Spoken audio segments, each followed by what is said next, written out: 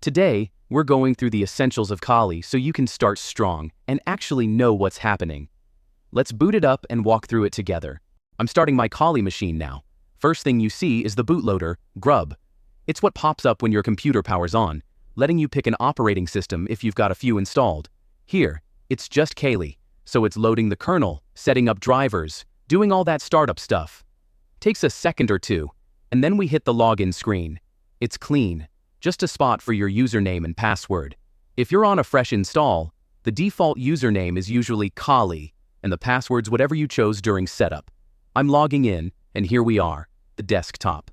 Let's poke around, hit the menu, and you'll see a bunch of applications. Kali's got tons of hacking tools, but we're keeping it basic for now.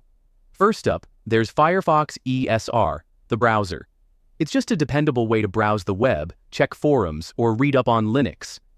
Then you've got the file manager, similar to what you'd find on Windows or Mac.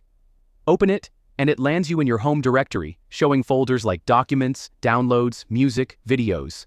You can click around, copy files, create folders, all the usual stuff. Now, let's talk about the terminal. This is the heart of Linux. It's that window where you type commands to tell your system what to do. At first, it's just a prompt staring at you, but once you get the hang of it, it's powerful. We'll spend a lot of time here. Other apps worth a nod. There's a text editor like Mousepad or Nano for writing notes or editing files, plus tools like a calculator, a screenshot utility, and a system monitor to keep an eye on your CPU or RAM. You'll find all these in the menu, and they're great for day-to-day tasks. Before we start typing commands, let's cover how Kali organizes files. It's different from what you might know. Linux uses a single root file system. Everything starts at the root, marked by a /. Your personal files live in /home/your username, like /home/Kali, with subfolders such as documents or downloads. System settings are in /etc. Think network configs or program settings. Commands you run, like ls or cd, are stored in /bin or /usrbin. Libraries that programs need are in /lib or /usrlib.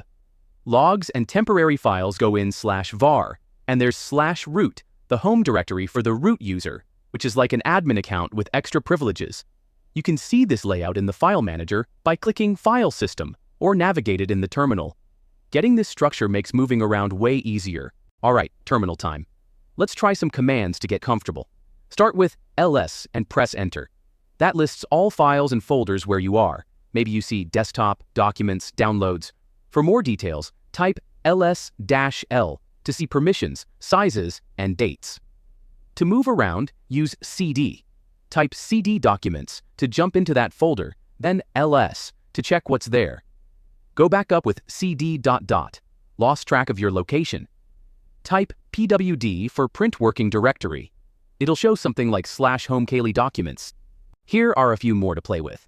Want to read a file? Use cat. If you've got a file called notes.txt, type catnotes.txt to see what's inside. Don't have one? No stress, we'll make files later.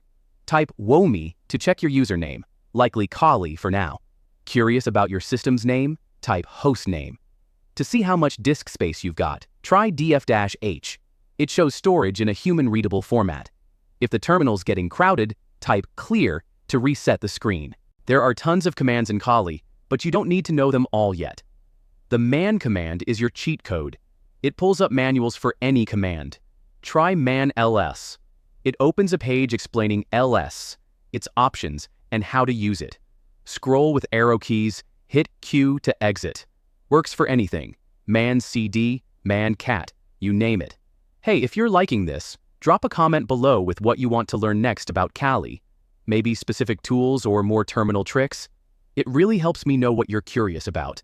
Plus, try these commands yourself and let me know how it goes. That's your intro to Kali Linux. We started with the Grub bootloader, logged in, checked out the XFCE desktop, explored apps like Firefox and the file manager, and got hands-on with the terminal. We learned the file system layout, ran commands like ls, cd, cat, and man, and saw how to teach ourselves more. You're already ahead of anyone just running random scripts. Keep playing around, open the terminal, explore folders, mess with commands. The more you experiment, the better it gets. We'll dig into more Kali features next time. For now, have fun and keep learning.